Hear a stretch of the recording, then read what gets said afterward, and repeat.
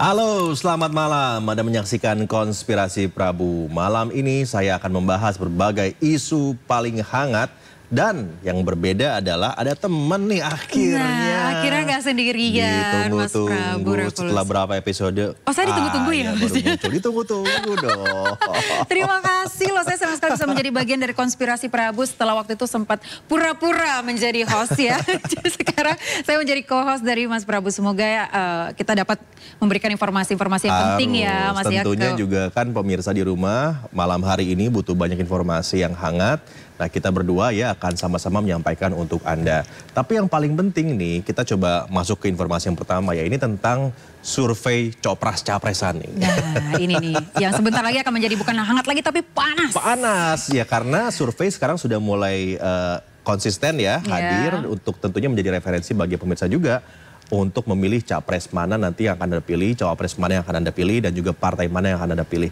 Nah, beberapa survei yang muncul kali ini saya akan coba highlight di Lembaga Survei Indonesia yang kembali merilis survei kemarin ya, surveinya. Betul, kemarin baru banget nih. Gimana coba rilisnya? Nah, dalam rilis terkininya nih pemirsa, LSI ini mengungkapkan bahwa bakal capres Prabowo dan Ganjar ini bersaing ketat ini dalam Pilpres 2024, Mas. Jadi ya kan? persaingannya ketat ya, ketat antara banget. Pak Ganjar dan juga Pak Prabowo. Nanti kita akan sama-sama lihat seperti apa ya ketatnya persaingan antara mereka berdua. Namun demikian juga selain sebetulnya kalau di survei itu ya bukan saja hanya survei capresnya tetapi juga pasangannya. Pasangannya ini juga siapa yang paling cocok? Tapi ini menentukan dong. sekali ya, saya kan sekarang pasangannya sama Ayah. Oh iya, kira-kira kita akan membuat pemirsa hangat nggak ya lo?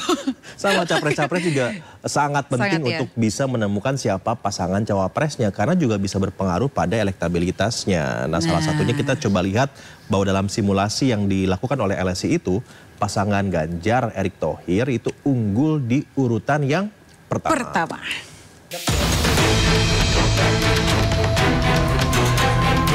Lembaga Survei Indonesia mengeluarkan hasil survei terbaru terkait sejumlah aspek isu nasional.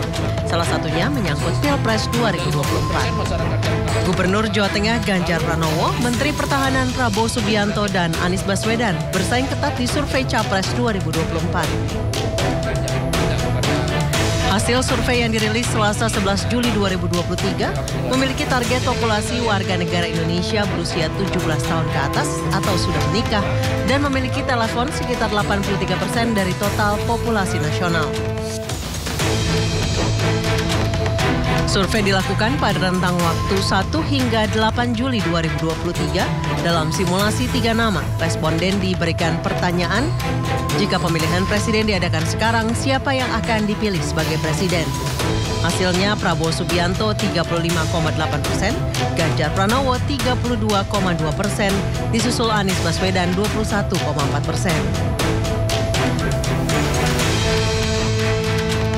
Yang puas kepada presiden cenderung pilihannya kepada Prabowo dan Ganjar, tidak kepada Anies. Ini lalu karena Prabowo mengalami peningkatan, itu berarti bahwa pemilih Prabowo yang mungkin pada beberapa bulan lalu masih ragu-ragu tapi belum menentukan pilihan, mungkin makin mulai melirik kembali kepada Prabowo. Sementara itu nama Erick Thohir menduduki posisi pertama sebagai calon wakil presiden pilihan masyarakat.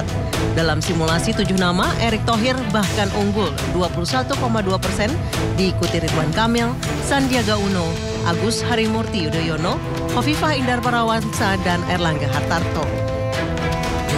Pemilihan umum 2024 kurang dari 250 hari lagi. Pendaftaran calon presiden dan calon wakil presiden sekitar 4 bulan lagi. Dalam beberapa hasil survei dukungan elektoral terhadap bakal capres dan cawapres terus menunjukkan persaingan ketat. Dari Jakarta, Dilami Aulia, iNews melaporkan. Nah, kurang 250 hari lagi itu sebentar loh ya. Itu sebentar ya, Mas. Gak kerasa. Kerasa apalagi kalau persaingannya ketat begini ya. Apalagi, jadi tahu-tahu udah pemilu aja. Makanya kalau saya sih sebetulnya tim yang segera deklarasi cepat. Oh, iya dong. Oh gitu ya. Supaya apa? Supaya juga publik, masyarakat bisa langsung mengenal dulu siapa nih pasangan yang mau dipilih. Karena kalau kampanye sebentar hanya 2 bulan, nanti mereka nggak kenal, udah langsung harus coblos. Tapi gitu menurut Mas kan. di umumin di last minute gitu bagus nggak? Atau gimana ya? Kabarnya kan ada salah satu partai yang akan mengumumkan cawapresnya di sekitar bulan September. Iya, makanya saya tadi bilang kalau saya sih tim yang dideklarasikan secepat mungkin. Gitu, lebih cepat lebih bagus. Karena hak publik untuk tahu siapa calon pimpinan negaranya itu juga harus dipertimbangkan. Ini juga untuk edukasi politik demi demokrasi yang lebih berkualitas. Dan juga damai. Dan juga damai. Tadi kan survei LSI. Ini masih ada survei yang lain nih pemirsa nih. Jadi serupa dengan hasil survei yang dirilis oleh LSI tadi itu, SMRC juga Mei lalu melakukan survei yang kurang lebih sama ya, yaitu simulasi bakal capres dan juga cawapres. Nah, kita akan coba lihat pasangan yang paling cocok sama Mas Ganjar Pranowo dan juga yang paling cocok dengan Prabowo Subianto ataupun juga sama Anies Baswedan ya.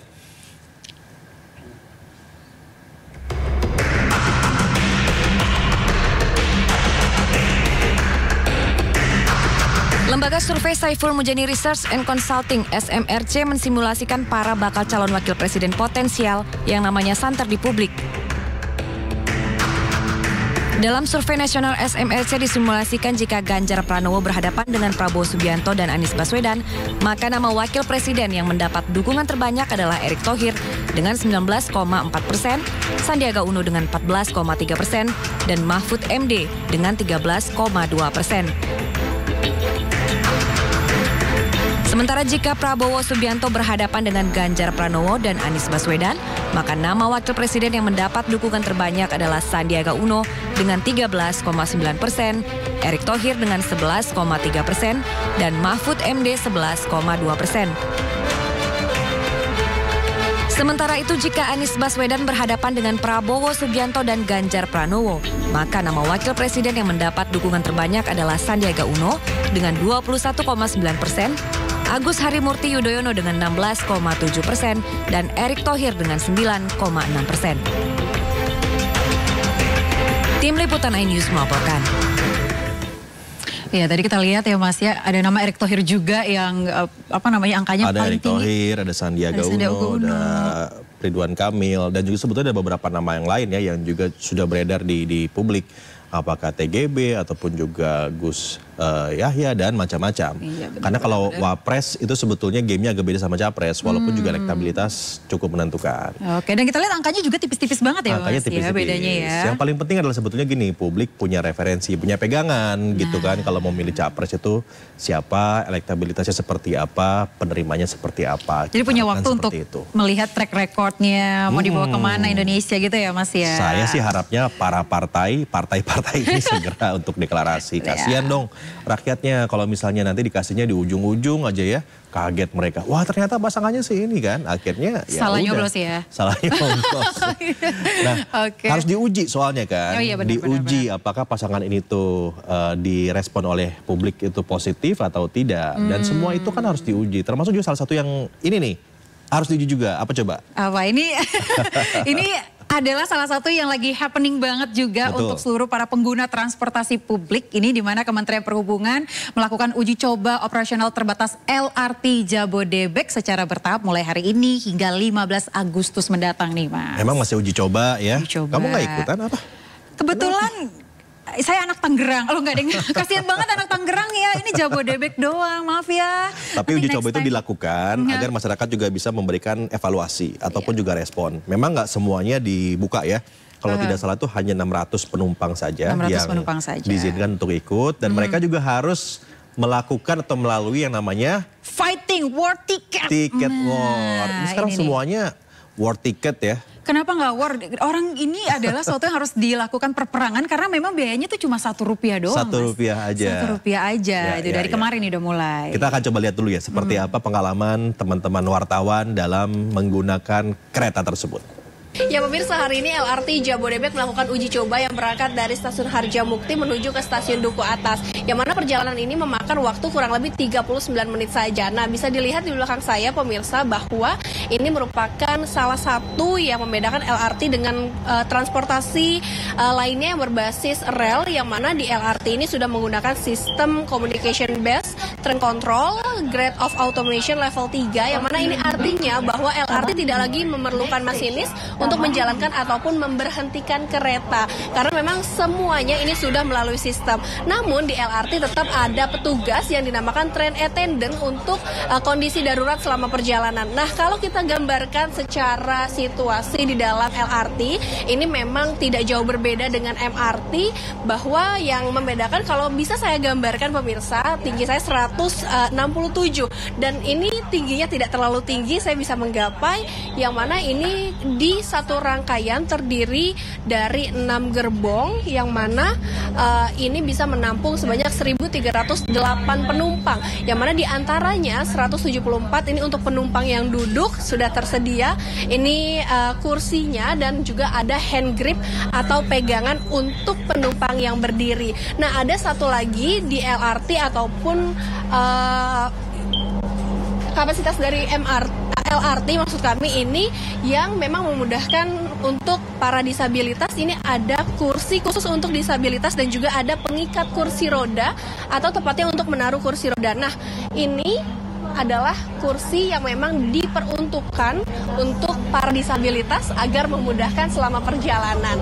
Dari Jakarta, Yola Duyanti bersama juru kamera Pan Priyo iNews melaporkan.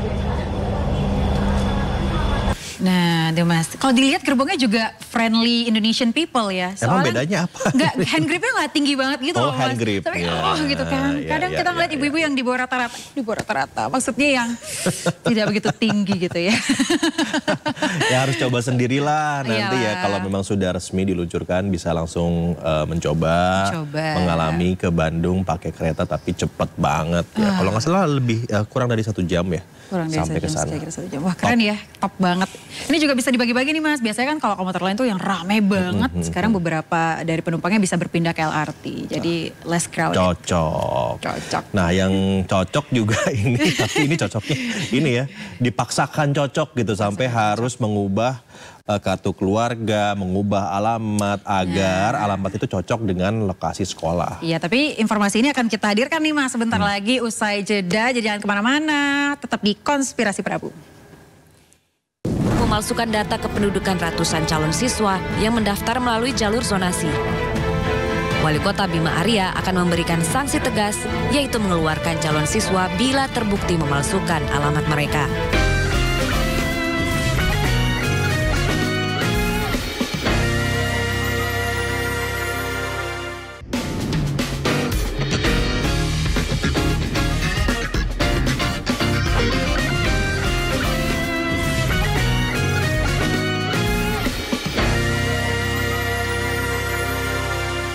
Oke, kita masuk sekarang ke berita selanjutnya nih, Aya. Kayaknya apa nih, Mas? Lagi ada yang rame ya di antara ibu-ibu dan mak-mak sekarang ini di Republik.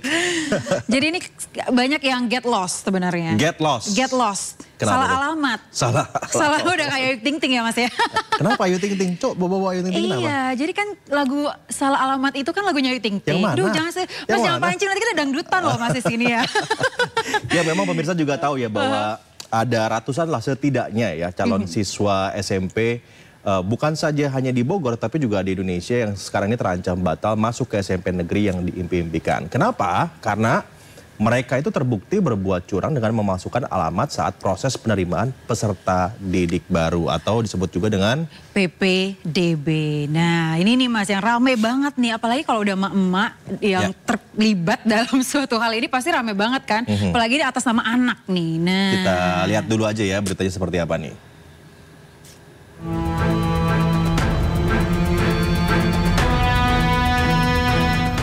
Proses penerimaan peserta didik baru atau PPDB kerap menuai polemik setiap tahunnya. Salah satunya di Kota Bogor, Jawa Barat. Wali Kota Bogor Bima Arya menyidak sejumlah sekolah secara acak akibat banyaknya laporan terkait kecurangan pada proses penerimaan peserta didik baru atau PPDB jalur zonasi di kota ini. Wali Kota menemukan fakta di lapangan bahwa telah terjadi manipulasi data yang diduga dilakukan oleh oknum calo. Pelaku memalsukan data kependudukan ratusan calon siswa yang mendaftar melalui jalur zonasi. Wali Kota Bima Arya akan memberikan sanksi tegas, yaitu mengeluarkan calon siswa bila terbukti memalsukan alamat mereka. Tim ini bertugas untuk menelusuri, melakukan verifikasi faktual di lapangan untuk pendaftar SMP. Karena saya lihat tidak dilakukan verifikasi faktual di lapangan. Jadi tim ini akan bekerja keras 1-2 hari ke depan. Yang kedua, tim ini juga bertugas untuk melakukan penelusuran di lapangan terkait pendaftar yang ke SMA. Tapi karena SMA bukan merupakan ranah pemerintah kota, maka tim ini akan memberikan rekomendasi saja. Selain itu, Wali Kota Bogor juga membentuk tim khusus yang melibatkan instansi terkait untuk membongkar praktek kecurangan PPDB. Dari Bogor, Jawa Barat, Furqon Munawar, iNews melaporkan. Nah tuh Mas, alamat palsu. Alamat palsu. Ayo Ting Ting kan? Jadi Terinspirasi modusnya dari Ting Ting. itu mereka tuh bikin alamat palsu supaya bisa masuk ke sekolah favorit gitu ya. Itu karena sekarang udah ada zonasi itu ya Mas Ada ya. zonasi. Jadi, Kita mulai atau kita tanya saja langsung ya kepada Wali Kota Bogor yang memang juga cukup serius untuk mengusut permasalahan ataupun juga kasus ini setidaknya di Bogor, Jawa Barat ya. Sudah bergabung bersama kita ada Wali Kota Bogor, Kang Bima. Kang Bima, selamat malam. Salam Prabu Ayah. Ya ini Kang Bima kita mau tanya ya, tadi kan ada berita juga yang kami siarkan tentang bagaimana Kang Bima menemukan modus-modus kecurangan. Bahkan juga Kang Bima bilang bahwa ini tuh ada caloknya gitu ya. Sehingga akhirnya siswa itu memasukkan alamat rumah tinggalnya demi masuk ke sekolah favorit. Begitu ya Kang Bima ya? Iya, jadi ada beberapa modus pelanggaran.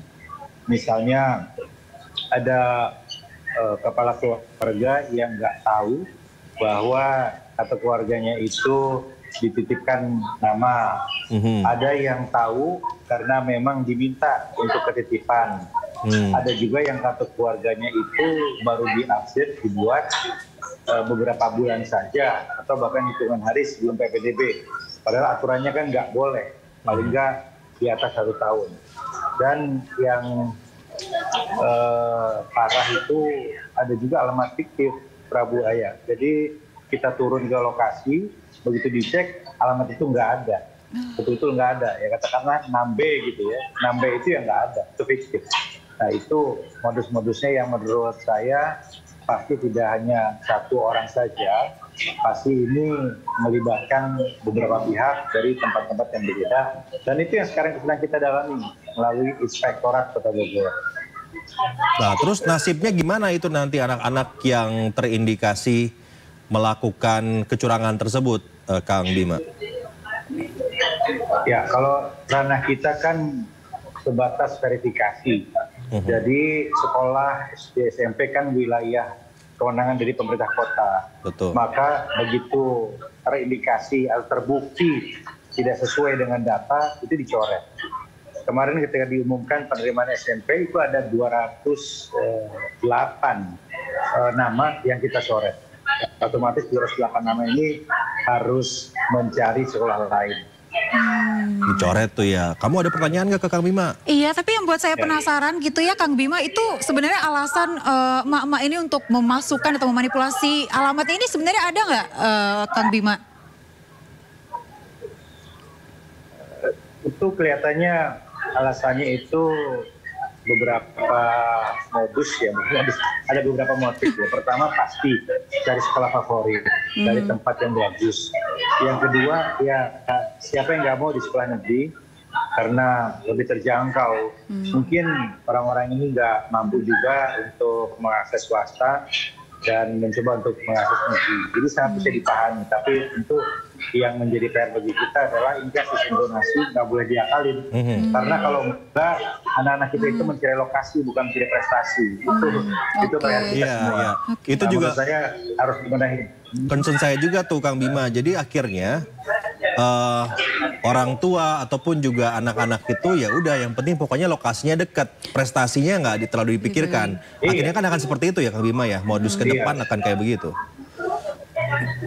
Iya, ke depan itu kalau tidak kita rapikan semua, Dukcapil lebih diperketat dalam kepindahan data kependudukan, distrik dan sekolah-sekolah itu harus verifikasi secara teliti dan detail. Tapi yang paling substantif menurut saya, zonasi ini harus diiringi dengan pembangunan sekolah sebanyak-banyaknya. Iya. Karena kalau sekolahnya nggak rata, maka zonasi ini nggak bisa jalan sempurna. Pasti akan ada kesenjangan itu di titik-titik tertentu. Oke, berarti ini tantangan tersendiri ya Mas Prabu dan juga Kang Bima ya untuk pemerataan sekolah-sekolah mulai dari fasilitas infrastruktur juga ya. Oke. Karena kalau sekolah, tapi kan Kang Bima kalau SMP itu kan di wilayahnya kota ya. Artinya kalau pembangunan SMP itu di bawahnya Kang Bima bukan ya, di Bogor? Iya, di Bogor. SMA baru Jawa Barat. Ya artinya PR bagi kita juga untuk membangun sekolah-sekolah baru. Anggaran pemerintah kota kan selama ini juga dianggarkan untuk pemeliharaan kelas, merawat bangunan yang jumlahnya juga nggak sedikit. Dan perlu komitmen bersama karena dana ini kan disetujui oleh DPRD. DPRD harus mendukung. SMA juga harus dibangun lebih banyak lagi oleh provinsi. Jadi penting nih DPRD juga melihat bahwa ini merupakan sebuah keterdesakan ya. Pembangunan sekolah yang merata, dalam hal ini kota itu adalah SMP, SMA juga kan di provinsi ya Kang Bima. Saya terakhir mungkin ke Kang Bima gini, sebagai pejabat publik begitu Kang. Kita kan sama-sama tahu bahwa ini bukan saja hanya terjadi di Bogor ya. Terjadi juga di belahan kota yang lain di Republik ini, saya yakin juga seperti itu. Dan juga tingkatannya juga bukan hanya SMP tetapi SMA juga sebenarnya kan ada gitu.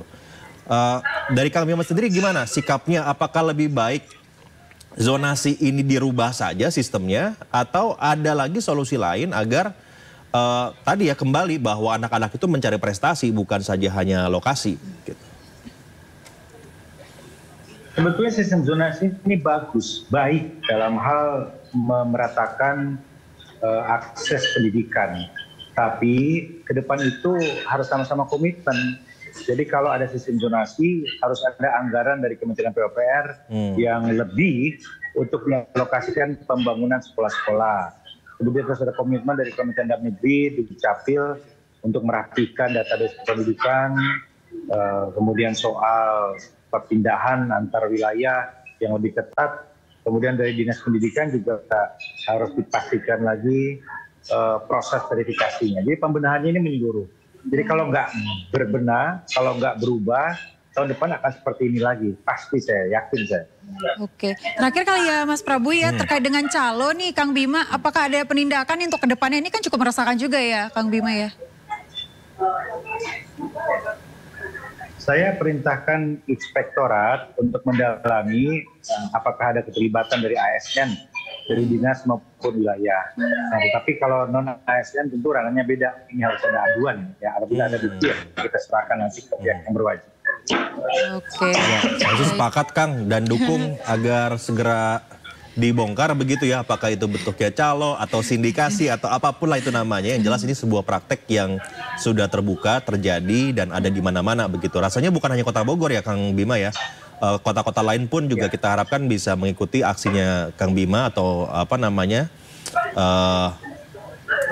inisiatifnya Kang Bima begitu untuk melakukan hal yang serupa. Terima kasih ya Kang Bima sudah berbagi bersama kami di iNews. Ya, terima kasih Kang Bima. Terima kasih. Oke, nah, itu. Mas. Jadi memang pendidikan kita tuh masalahnya rumit juga sih ya. Rumit ya. Mulai dari pemerataan tadi ya Mas. Pemerataan tapi juga masalahnya anggaran. Anggaran itu kan juga bukan saja hanya disetujui sama pemerintah atau eksekutif, tapi juga sama anggota dewan.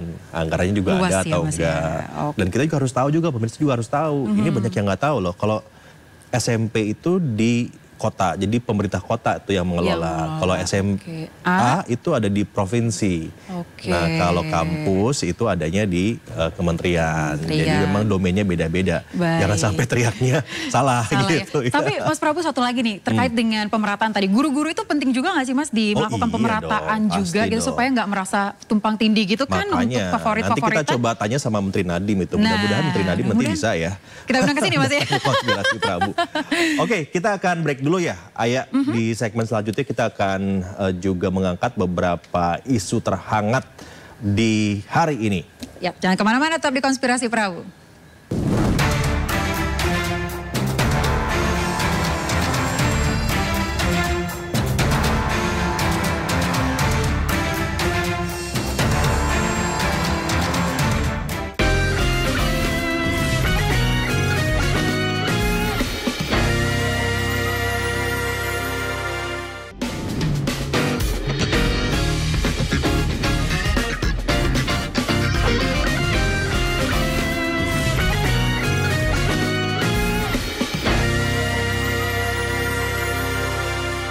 Nah, sekarang kita akan masuk ke informasi terkait persiapan Piala Dunia U17 2023. Jadi kemarin kan memang ini lagi rame ya di mana-mana. Kamu tahu atas kan? nama PSSI selalu rame, Mas. Karena pecinta sepak bola tanah air tuh rame banget. Yang ini tapi tentang itu loh, pemeriksaan JIS Jakarta International Stadium itu kan heboh tuh kalau kita lihat di sosial media ataupun juga bahkan di pemberitaan. Makanya untuk mengkonfirmasi, kemarin kita langsung saja mengutus jurnalis senior kami, Aiman Wicaksono. Tahu dong Aiman ya, kalau sudah investigasi itu udah galak tuh langsung. Iya, dan eksklusif selalu ya. Eksklusif, turun langsung ya mengecek sebetulnya kondisinya kayak gimana sih di JIS itu. Dan ya udah kita gini deh, langsung aja lihat bagaimana penelusurannya, apakah yang diperdebatkan di sosial media ataupun juga di ruang publik itu betul atau tidak. Nah, kita sama-sama saksikan. Ya. Kita turun ke bawah, Mirza. Pak, saya kesini sebentar Pak ya, saya tergoda melihat ini. Emang luar biasa Mirza, ini stadionnya emang keren banget ya. Ini kalau kita lihat di sini, kita nggak merasa seperti ada di Indonesia. Ya betul ya Pak? Ini memang dikatakan sebagai stadion yang seperti Allianz Arena di milik Bayern Munchen klub ya. Ini kalau begini nih kita lihat ini luar biasa nih. Tinggal hawanya dingin, mirip di luar negeri. Nah, tapi memang masalahnya ini belum, ini juga termasuk sama seperti yang ini kan bukan di luar FOP Pak. Oke. Yang FOP kan ini yang dibatasi oleh lain ini. Tapi ini nggak boleh lumut juga. Sama kan memang sama saja. Cuma mungkin kalau Bapak menyorot ini akan menjadi suatu masalah kan Bapak dilihat di sini. Hanya lihat ini. Bapak sebaiknya lihat ini. Oke. Tapi sebelum ke sana saya mau lihat sini dulu. Sebentar. Nanti kita akan lihat ke rumput pemainnya. Ini memang ini yang banyak botak-botak ya. Jadi itu rumput liar, ini japonikanya, atau orang mengatakan material limer, yang sintetisnya adalah ini di bawah ini. Oke.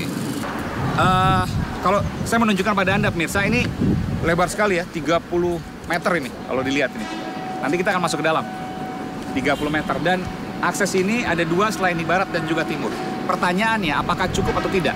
Kalau kita lihat di depan pintu akses barat ini ada stasiun atau halte bus Transjakarta ini. Ini ada jurusan Senen, Pulau Gadung, dan lain sebagainya. Ada stasiun LRT juga, memang terintegrasi ya. Tapi apakah kemudian ini bermasalah atau tidak, cukup atau tidak, ataukah memang sudah baik? Tentu kita akan menanyakan soal ini. Ini menang kalah itu kan hal biasa sebenarnya, tapi kalau dalam supporter kan mungkin saja ada mitigasinya supaya jangan bentrok dan sebagainya. Akses seperti ini aman? Sebetulnya harusnya ada akses lagi khusus buat supporter tamu ya. Tapi nggak boleh jadi satu ya? Harusnya enggak. Tapi di Dejek itu kan semuanya insya Allah amin satu komando ya. Jadi kalau kita umumin ke anggota bahwa tolong kasih tempat berapa baris barikade gitu jalur untuk teman-teman dari bonek misalnya datang gitu kan. Ini lewat sini, udah anak-anak akan ngalah. Mereka tidak akan masuk dari tempat yang memang disediakan untuk. Karena itu pernah terjadi waktu kita lawan Persikabo di Patriot. Jadi begitu kita bilang pintu sini jangan ada yang gunain. Itu untuk supporter tamu. Udah mereka nyingkir semua. Saya menaiki paling tinggi di gedung stadion JIS ya, Jakarta International Stadium. Yang ini adalah trek lari, ya, running track yang tingginya lebih dari 70 meter persegi dan sepanjang lintasan ini sekitar 1 km. Pemandangan luar biasa, Ancol dan jalan tol dalam kota. Nah pemirsa, kita nih sudah terhubung dengan jurnalis senior kita sekaligus pimpinan redaksi Sindonews TV, Mas Aiman Wicaksono. Selamat malam Mas. Eksklusif kita mewawancari Aiman Wicaksono, eksklusif. Prabu, sehat selalu. Bro, ini kita langsung aja ya bicara tentang kemarin kan Anda langsung ke lapangan, ke JIS kan, punya akses langsung lah masuk ke sana dan melihat apa yang diperbincangkan, diperdebatkan oleh publik gitu. Terutama masalah rumput dulu deh, ya tentang rumput gitu. Sebetulnya yang Anda lihat itu kayak gimana di sana? Iya, saya secara eksklusif masuk ke Jakarta International Stadium ya. Ini pertama-tama saya mau sampaikan dulu, ini stadion yang memang luar biasa. Bahkan Jakmania, pendiri Jakmania itu Bung Ferry, ya itu mengatakan bukan hanya terbesar atau termegah se-Asia Tenggara, tapi mungkin dia berani bertaruh bahwa ini adalah termegah se-Asia. Jadi memang JIS ini luar biasa. Hanya ada permasalahan, saya melihat sendiri memang ada rumput-rumput yang botak. Nah ini penting nih. Jadi kalau dilihat itu matahari, saya kan 2 kali ke sana, hari Jumat lalu dan hari Selasa kemarin. Ya. Dua-duanya saya lihat, di hari Jumat itu sore saya lihat, supaya adil nih. Di hari Selasa pagi. Dan dua-duanya itu mataharinya sama. Karena kenapa? Itu menghadap utara selatan panjangnya. Jadi hanya sisi, kalau kita masuk dari ruang VIP itu ya, itu hanya sisi sebelah kanan yang tersinari oleh matahari. Yang sebelah kiri, sisi kirinya, itu tidak sama sekali. Nah itulah yang terjadi rumput botak-botak. Nah itu saya tunjukkan di The Prime Show with Aiman itu jelas. Jadi sebelah kiri itu botak-botak ya, bolong-bolong gitu rumputnya. Lalu yang sebelah kanan itu hijau. Anggaplah bahwa ini pemirsa menonton ya, melihat bagaimana rumput yang tadi Anda jelaskan itu, Bung Aiman. Yang saya ingin tanya adalah begini, kalau rumput yang tidak tersinari matahari, itu kan harusnya bisa diakomodasi ya, sinarnya oleh sinar UV, oleh alat UV yang ada di JIS kan. Betul. Nah, kenapa nggak pakai itu aja? Harusnya kan selesai masalahnya. Ya, ini saya lihat juga secara langsung. Sinarnya itu warnanya jingga, gitu, ungu. Dan ini hanya ada satu alat. Oke. Satu alat ini saya tanyakan kan ke pimpinan operasional di JIS ya, yang dikelola oleh Jakpro. Ini hanya ada satu alat. Lalu kemudian satu alat ini harus berhenti di satu titik selama 1 bulan. Coba bayangkan, sebesar itu hanya berhenti di satu titik selama 1 bulan untuk menyinari itu. Dan saya melihat sendiri, yang disinari oleh UV memang rumputnya bagus, relatif lebih hijau dibandingkan yang tidak disinari. Sama lah dengan yang terkena sinar matahari langsung, meskipun mungkin ada perbedaan sedikit, lebih hijau yang terkena matahari langsung. Tapi hidup rumputnya, itu yang menjadi poin utama. Nah, permasalahannya satu alat ini nggak akan cukup. Ada yang menyebutkan, saya diwawancara juga eksklusif ya, arsiteknya JIS, ada yang menyebutkan perlu 3 alat. Saya mewawancara juga eksklusif juga, ahli agronomi, ya, ahli perumputan. Ini menyebutkan, dia mengusulkan ada 6 alat. Jadi antara 3 sampai 6 alat. Permasalahannya, saya tanyakan juga ini ke Menteri BUMN yang dalam hal ini Ketua PSSI ya, Pak Erick Thohir. Mau berapa banyak biaya yang kemudian digunakan ketika itu ada 6 alat misalnya. Memang saya melihat langsung tuh, satu lampu di satu alat itu 7.700 watt. Perlu listriknya. Di satu alat itu ada puluhan, saya nggak ngitungin berapa tepatnya, tapi yang jelas puluhan, bukan belasan, tapi puluhan. Mungkin sekitar 30-40 lampu. Itu baru satu alat. Kalau perlu 6 alat, perlu berapa listrik yang digunakan? Oke, jadi kalau kenapa nggak kita menggunakan matahari yang berlimpah ini? Nah, saya mau masuk ke sana juga nih. Kalau pakai matahari yang berlimpah, kan Anda bilang tuh di tayangan yang juga sudah viral ya di sosial media ataupun juga di program pemberitaannya iNews gitu. Anda bilang kan ya udah kalau gitu atapnya mesti dibongkar. Iya kan, atapnya mesti dibongkar supaya mataharinya itu sinar mataharinya bisa masuk ke dan sedikit dibully saya, Bung Prabu. Iya, makanya itu sebabnya kenapa kita tanya. Jadi maksudnya, ini klarifikasi juga. Apa maksudnya seorang Aiman dan juga saat itu Bung Kamal ya, menunjukkan ke atas dan mengatakan bahwa atapnya itu perlu dibongkar. Ya, kalau mau, jadi alternatif menurut Bung Kamal begini, alternatifnya kalau mau menggunakan sinar matahari secara alami, yang sekarang ini tidak cukup besar. Dia memang sudah menggunakan elektrik ya, sudah menggunakan elektrik untuk bukanya. Tapi dalam kondisi terbuka total, itu kalau kita bayangkan mungkin hanya sekitar kurang dari 1/4, 25% dari bagian atap yang terbuka. Sekali lagi ya, kurang dari 25%, kurang dari 1/4 bagian atap yang terbuka. Hanya di bagian core, di bagian tengahnya saja.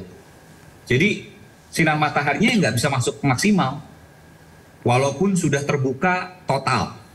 Gitu. Nah, solusinya adalah ya mengubah konstruksi atap sehingga bisa lebih besar lagi masuk matahari, atau menurut Bung Kamal pada waktu itu adalah menggunakan full rumput sintetik. Yang sekarang saat ini digunakan, benar kan ini kan orang pada bilang itu kan JIS itu menggunakan rumput standar FIFA. Betul, rumputnya standar FIFA, tapi tidak bisa hidup layak karena matahari terbatas. Rumputnya standar FIFA, betul. Memang rumput standar FIFA. Saya lihat sendiri kok, bahkan itu dikupas ya oleh Bung Kamal. Jadi rumputnya itu menggunakan standar rumput alami dan rumput sintetik, hybrid ya. Saya lihat rumput alami dan rumput hybrid. Dan saya lihat juga di bagian yang tidak terkena matahari itu muncul rumput liar, gulma. Clear kalau gitu sebetulnya Ayah. Jadi memang rumputnya itu rumput standar FIFA. Betul. Jenisnya gitu ya. Hanya karena sinar matahari nggak bisa masuk, maka tidak bisa hidup layak. Dan nggak mungkin kan pertandingan bola menggunakan lapangan yang tidak layak, apalagi ini kan FIFA ya, standarnya standar FIFA gitu. Betul. Oke, terus ada juga nih Mas yang nggak kalah penting, ini terkait dengan aksesnya. Nah katanya untuk akses pemain itu sama dengan akses penonton ya Mas ya, dan juga awalnya ini si desainernya ini si Bureau Happold itu mendesain ini ramah, tidak ada kesenjangan sosial gitu ya untuk stadionnya, tapi ada di lantai atas itu ternyata untuk VIP bukan untuk pemain. Itu sebenarnya gimana sih Mas? Kita mau konfirmasi nih. Jadi saya koreksi dulu nih. Jadi Bureau Happold itu dia tidak mengkritik soal rumput dan soal akses ya, tapi dia memang konsultan dari JIS yang mempertanyakan soal sosial. Jadi kalau Bureau Happold itu punya mimpi stadion sepak bola itu bisa menggabungkan semua kelas ekonomi, semua kelas sosial. Nah ini yang belum terjadi. Cuma saya juga secara fair saya juga tanyakan juga ke pihak pengelola termasuk arsiteknya di JIS ini, memang masih dalam proses. Jadi memang bukan tidak dilakukan, tapi masih dalam proses.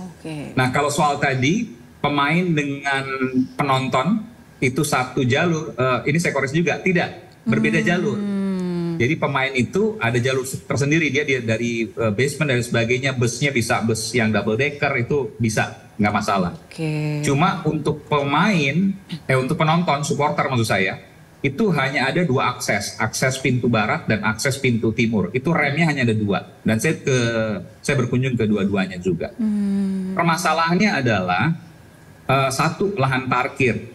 Yang kedua, akses menuju ke sana itu di pintu barat misalnya itu jadi satu dengan bus Transjakarta, dengan halte bus Transjakarta. Ini bukan dari analisis saya, tapi analisis Bung Ferry ya, di pendiri Jakmania. Itu yang berbahaya adalah ketika, memang besar sekali itu satu rem itu sekitar 30 meter lebarnya. Nah cuma ketika muncul ya, ketika nanti datang itu misalnya supporter Jakmania aja itu bisa 82.000 orang dalam satu waktu dia datang berbarengan. Nah ini dikhawatirkan 2 akses tadi tidak bisa. Tapi soal pintu ya, sekali lagi beda nih, akses rem barat dan timur. Kalau pintu di JIS, pintu masuk supporter itu ada banyak, bahkan lebih banyak dari GBK.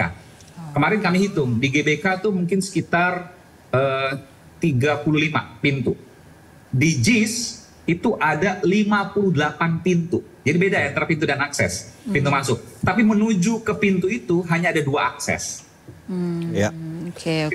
Ya ini clear ya, jadi kita juga menjelaskan kepada publik tentang apa yang terjadi sehingga Aiman sendiri langsung berada di lapangan dan melihat bagaimana kondisi rumputnya dan seterusnya. Ya bahwa ada perdebatan pasti, tapi ya udahlah sekarang kita sudahi perdebatannya gitu loh kawan-kawan semua. Renovasi minor kok. Ini apa namanya renovasi untuk perbaikan. Toh yang direnovasi pun bukan hanya JIS ya, tetapi juga banyak stadion lain yang sama-sama direnovasi. Udah selesai, kita lebih baik fokus di penyelenggaraan Piala Dunia U17-nya. Kita harus bikin bangga sama-sama tuh pertandingan itu ya. Iya dong. Thank you Aiman atas informasinya. Eksklusif tuh bersama Aiman Wicaksono. Terima kasih Mas Aiman. Oke ya, jadi clear tuh masalah kontroversi itu. Pemirsa di rumah juga sudahlah. Ya yang jelas niatnya sama-sama baik. Kita mau merenovasi dan toh ini bukan hanya JIS saja, ini milik semua semua stadion pun direnovasi juga yang memang akan diajukan ke FIFA untuk menjadi tuan rumah pertandingan di Piala Dunia U17. Ya, yang paling penting adalah kedepannya Indonesia ini akan mengadakan event-event sport internasional lainnya. Ya kan sak pakai semuanya. Benar ya Mas ya? Yaudah kita jeda dulu deh ya. Kita akan jeda dulu dan kami akan kembali saat lagi. Tetap bersama kami.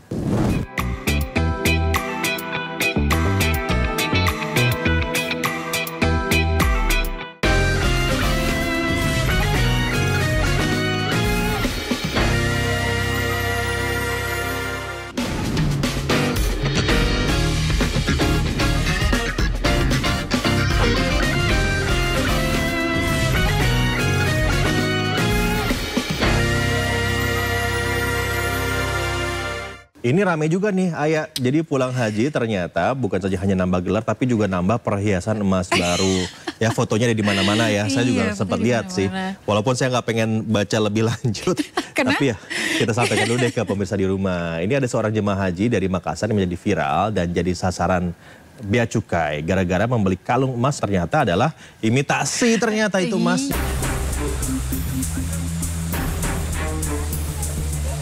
Inilah gaya Suwarnati Daengkana setibanya di Bandara Sultan Hasanuddin Makassar setelah menjalani ibadah haji. Suwarnati menjadi perhatian karena mengenakan perhiasan emas di sekujur tubuh.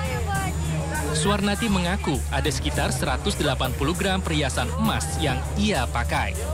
Pokoknya programnya 1.200.000, saya enggak ingin totalkan. Iya, oh lebih mahal di sana atau di sini? Mahal di sana. Ibu, bilangnya kalau kita lagi sakit-sakit, lagi kali sama tanah suci maka siapa aja deh, biar sembuh. Ini pakai saya sudah bernasar, mendaftar haji, saya sudah bernasar begini. Untuk mendaftar haji, saya sudah bernasar berpakaian begini. Ya, bagaimana ya? Misalkan orangnya orang tidak ada, mendaftar, karena dari tanah suci. Ya Allah, seandainya saya begitu, pengen kayak tante saya kalau pulang haji. Melihat flexing yang dilakukan Suwarnati, Bea Cukai pun langsung membidik. Bea Cukai Makassar melayangkan panggilan klarifikasi. Karena berdasarkan aturan yang berlaku, barang bawaan dari luar negeri akan dikenai biaya masuk atau pajak jika harganya melebihi $500 Amerika.